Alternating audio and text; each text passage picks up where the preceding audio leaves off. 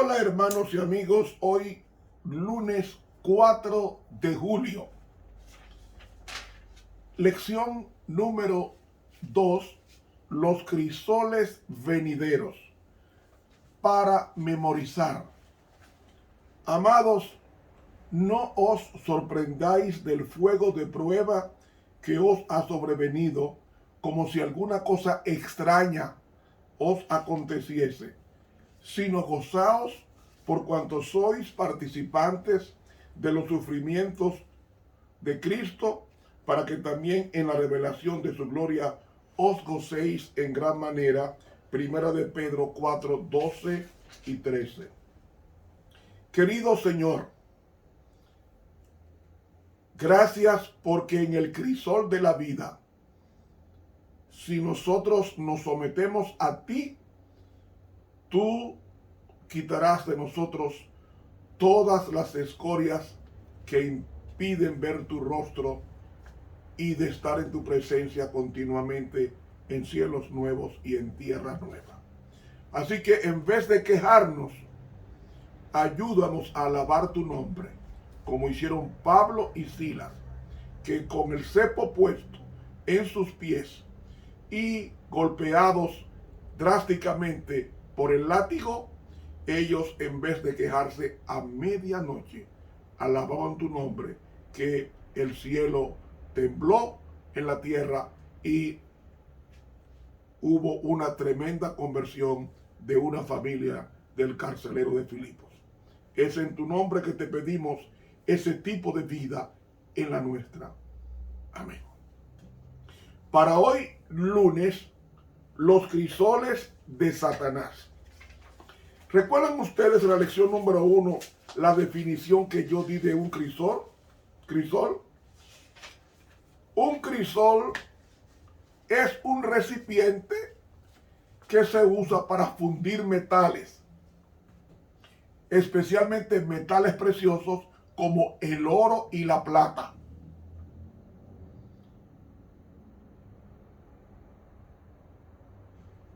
Así que los crisoles, ese recipiente para refinar metales preciosos, eso al purificar le daba más valor al metal. Y dije ayer que para purificar el oro se necesita una temperatura de 1064 grados Celsius. 1064 grados Celsius. Nos dice Proverbios 17:3. El crisol para la plata y la hornaza, es decir, el refinador para el oro. Para la plata se necesita menos temperatura, menos temperatura para purificar. Pero el que más necesita la temperatura mayor es el oro.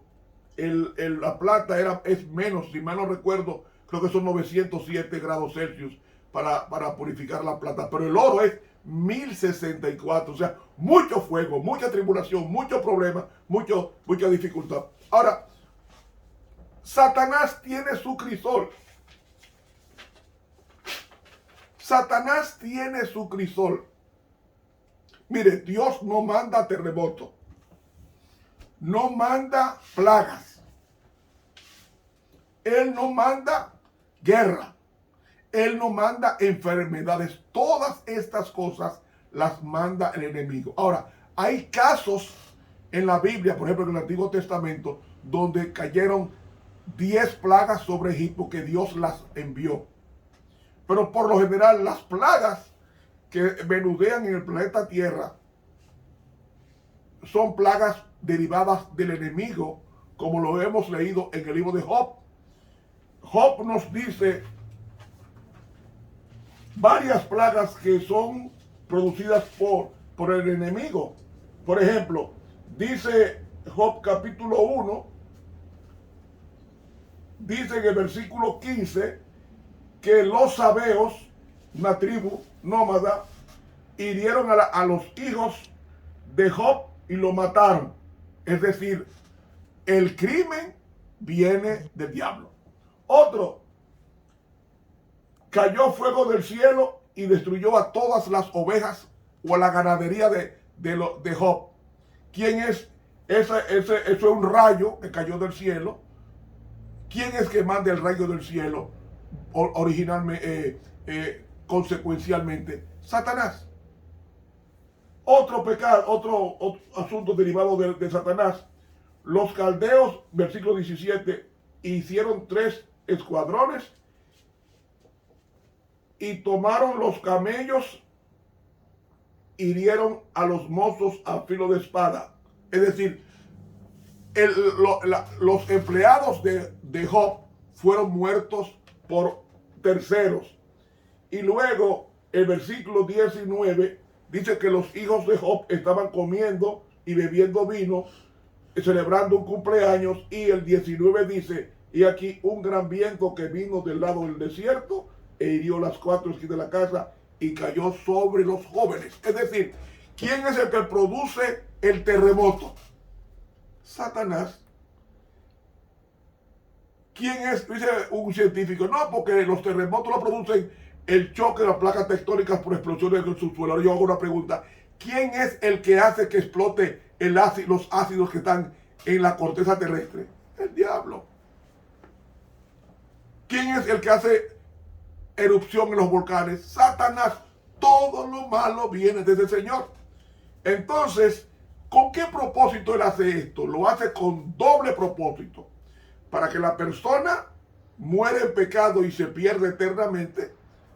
Y segundo, para que maldiga a Dios. ¿Qué significa eso? Para que le eche la culpa a Dios. Si Dios es tan bueno, ¿por qué Él permite que los niños sufran? ¿Por qué Él permite la guerra? ¿Por qué Él permite la pestilencia si Él es bueno? Y ahí eso se llama maldecir a Dios. Porque maldecir, entre otras cosas, significa imputarle a Dios lo que Él no ha hecho. ¿Y por qué yo sé que Dios no hace esas cosas? Porque Dios es amor. Primero de Juan 4:8. Y cuando usted ama, no quiere el mal a los demás. Dios no hace cosas malas. ¿Saben ustedes cuándo que se va a manifestar los castigos retributivos divinos? En la medida en que el hombre se siga aferrando al pecado, el pecado va a ser destruido, porque Cristo viene a 2 cosas. Viene Cristo. Él viene por segunda vez a buscar a su pueblo, pero mientras en el interregno de su venida, Él está en el santuario celestial purificando a su pueblo. Por eso dice, hasta 2300 días y el santuario será purificado en el cielo, en Daniel 8:14. ¿De qué está purificado el santuario? De los pecados de su pueblo, que confiesa y se aparta. Entonces, esos pecados confesados y apartados del nombre de Él, al final serán puestos sobre Satanás, que fue el instigador del mal, según el ritual de Levítico 17 y Levítico 23. El ritual del Yom Kippurín o Yom Kippur, el día de Chirri, el día 10 de Tishri del 7º mes del año judío, que era el día cuando se hacía el juicio cada año. Entonces Cristo, al entrar al lugar santísimo, al terminar la profecía de 2300 días, está purificando el santuario. ¿De qué lo está purificando? De los pecados que nosotros hemos introducido, y esos pecados, cuando son confesados, están preparados para ser expulsados del santuario, y al final serán colocados sobre Azazel, porque Azazel, símbolo de Satanás, es el instigador del pecado. Entonces, el crisol de Satanás es nosotros vivir una vida de inseguridad. No hay protección para nadie, ni conduciendo, ni caminando, ni trabajando, ni paseando, nada. Porque ese Señor se ha adueñado del planeta. Cuando vino Cristo al planeta Tierra, cuando tenía 30 años, Él subió al monte a prepararse para el conflicto, a orar. Y Satanás le dio 3 tentaciones que son las tentaciones básicas de la raza humana: mundo, carne y demonio. Es decir, la primera tentación fue por el apetito. La segunda tentación fue sobre el materialismo. Y en el materialismo le dijo Jesús, versículo 5, y le llevó el diablo a un alto monte y le mostró en un momento de tiempo todos los reinos de la tierra. Y le dijo el diablo, a ti te daré toda esta potestad y la gloria de ellos, porque a mí es entregada y a quien quiero la doy. ¿Cuándo Satanás le entregaron el planeta Tierra? Cuando el hombre pecó. Y cuando usted peca, se cumple lo que dice Romanos capítulo 6, versículo 16. ¿No saben que a quien ustedes prestan ustedes mismos por siervos para obedecerle, son siervos de aquel a quien obedecen, o del pecado que lleva a la muerte, o de la obediencia que produce justicia? Es decir, tan pronto me dejo vencer del enemigo, el enemigo, yo estoy a merced de él. Él me manipula y me maneja porque me sometió, me venció. Él hace conmigo lo que él quiera. Y el planeta está poblado de demonios. Y voy a repetir lo de ayer. Lo único que sabe hacer el diablo es maldad. Toda persona que se deleita en hacer maldad está poseída del diablo, aunque no hay que espuma por la boca o ni que se serpentee en el suelo como culebra. Todo el que hace lo malo o practica lo malo no es de Dios, dice 1 de Juan, es del diablo. Está poseído del diablo en menor o en mayor grado. Por eso que el cristiano no debe hacer maldad a nadie. Ahora, 1 de Juan capítulo 5, versículo 19 dice, y sabemos que somos de Dios y todo el mundo está bajo el poder del maligno. Todo el mundo está bajo el poder o posesión del maligno. Jesucristo lo dijo bien claro en San Juan, el que no es conmigo, contra mí es. O sea, el que no está entregado a mí, está entregado al otro, porque en el evangelio no hay término medio. Y hay que revisarse, porque cada día nosotros servimos a uno de los dos. O somos siervos de Dios, o somos siervos del diablo. No hay término medio. Y por eso es que se necesita un escrutinio personal. Hermano,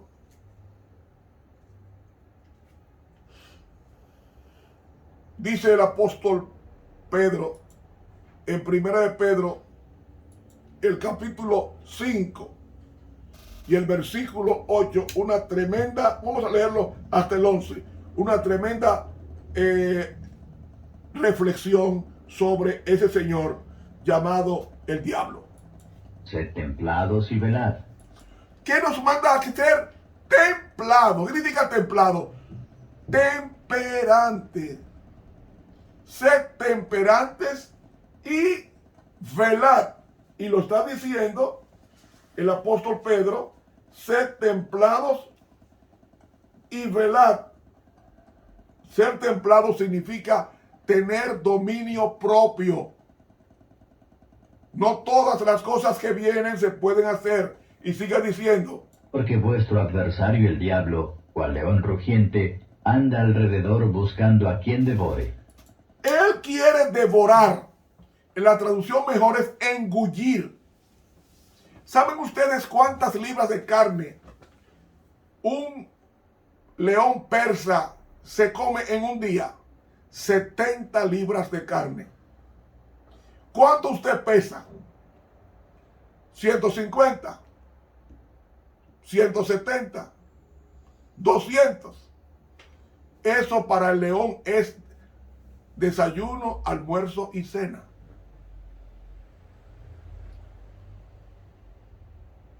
$70 libras. Un león persa se traga de comida. 70. Y hermano, el león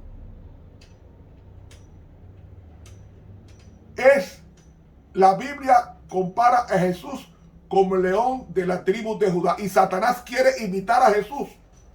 El león de la tribu de Judá mata o destruye a los enemigos del pueblo de Dios. Pues Satanás también, como león rugiente, anda buscando a quien tragarse. ¿Y cómo el enemigo se traga a la persona? Cuando la persona entra al terreno del enemigo.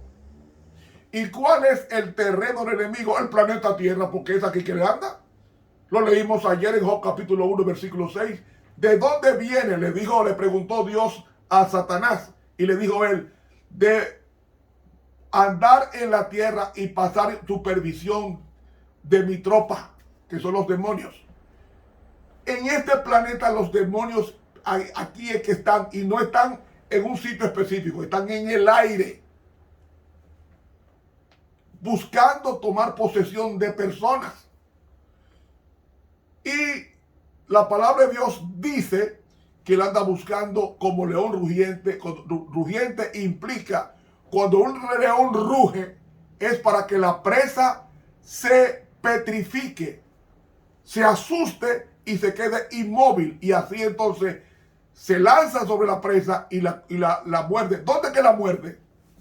La muerde en el cuello, en la garganta ahí, porque ahí la asfixia. Y lo primero que el animal, el león come, lo primero que come el animal, ¿sabe qué? Es la basura, que es donde están las vísceras, los excrementos. Ahí es donde él comienza a comer. El vientre ahí. Fíjense bien en Animal Planet, en esos canales de animales. Vean cómo ellos, lo primero que el león come de un animal, lo primero que hace es asfixiarlo con la mordida en la garganta. Y después que lo asfixia, entonces lo primero, el lugar específico que él comienza a comer son las vísceras, donde están las inmundicias. Hermanos, Satanás anda como león rugiente. A veces yo veo safari en África de personas que entran con jeep, con vehículos descapotados, y a veces provocan a los leones. Yo por lo menos pude ver a un francés que cometió el error de estar cerca de un león en África y salió con una cámara a tirarle una fotografía al león, y el león saltó, se abalanzó sobre él, lo tumbó al suelo, porque un león tiene más de 200 libras, tiene 300 y pico de libras, y el león con su peso lo tumba, le muerde la garganta, lo asfixia y luego se lo come. Y quedó, yo pude ver ese video, debe estar todavía en YouTube. Usted no puede jugar con el diablo, no se mete en el terreno del diablo. Y él es mal, óigalo bien, lo repito por enésima vez. Lo único que ese señor sabe hacer es maldad. Y cuando una persona practica la maldad, está poseída del demonio, porque eso fue inoculado, porque le encanta la maldad, que es Satanás. Por eso que la Biblia él no quiere que se lea, porque este libro saca a los demonios. Hay un poder en la palabra de Dios. Es tan grande el poder de la palabra de Dios, que Dios creó el universo con la palabra. ¿Cómo dice la Biblia? Y dijo Dios, y fue hecho. Él mandó y existió. Ve, hay un poder extraordinario en la palabra de Dios. Y Él no quiere que tú la leas ni por la mañana, ni por el mediodía, ni en la noche, porque cuando tú la lees en oración, estás recibiendo el poder de la creación en tu vida, el poder de la recreación. El poder de la recreación, y está pasando a novedad de vida, a una muerte al pecado y una resurrección a la vida, como es el bautismo. Satanás te va a mandar muchas cosas malas, como leemos aquí en 1 Pedro capítulo 5. ¿Cómo es que dice? Viendo que las mismas aflicciones han de ser cumplidas en la compañía de vuestros hermanos que están en el mundo. Mas el Dios de toda gracia, que nos ha llamado por su gloria eterna por Jesucristo, después que hubiereis un poco de tiempo padecido, Él mismo os perfeccione, confirme, corrobore y establezca. A Él sea gloria e imperio para siempre. ¿Ven? ¿Cuál es el propósito? Dice versículo 9, al cual resistid firmes en la fe. ¿Cómo se resiste firme? Basados en la palabra de Dios. El diablo lo venció Cristo en el monte de la tentación con la palabra de Dios. ¿Cómo dijo Cristo? It's written, escrito está. No solo de pan vivirá el hombre, sino de toda palabra que sale de su boca. Cristo venció a Satanás, y déjenme decirles, el único ser en la tierra que pudo ver al diablo físicamente fue Cristo. Después más nadie ha podido verlo, más nadie. Lo vio Job en visión. Pablo lo vio en visión. Y los demás profetas vieron al diablo en visión, no en forma física material. El único que lo vio fue Cristo. Y la lucha fue en el monte, y Cristo venció con la palabra de Dios. Y los crisoles de Satanás, que son los problemas que nos manda, que no nos buscamos, se combaten con dos cosas importantes: la Biblia y la oración. Ser sobrios y velar. Ser sobrio significa estar dominio propio, y el dominio propio se consigue a través de la oración, y velar implica estudio de la palabra de Dios. Si no hacemos eso, Satanás nos va a engullir, como está engullendo a miles y millones de personas en el mundo entero a diario. A diario. Porque son personas que se meten en el terreno específico de él. Es decir, en lugares donde hay violencia, en lugares donde hay crímenes, en lugares donde hay adulterio, en lugares donde hay provocación. Ahí está el diablo. Y dice aquí, resistid firmes en la fe, sabiendo que las mismas aflicciones han de cumplirse en la compañía de vuestros hermanos que están en el mundo, es decir, en el mundo entero. Hermanos, se nos fue el tiempo. Continuamos mañana con los crisoles del pecado, que es el siguiente estudio. Suscríbase al canal de YouTube Ramón Romero. Dele clic a la campanita, déjame su comentario e invite a otros a que lo hagan. Muchas gracias por acompañarme. Estuvo con ustedes el profesor de teología Ramón Romero.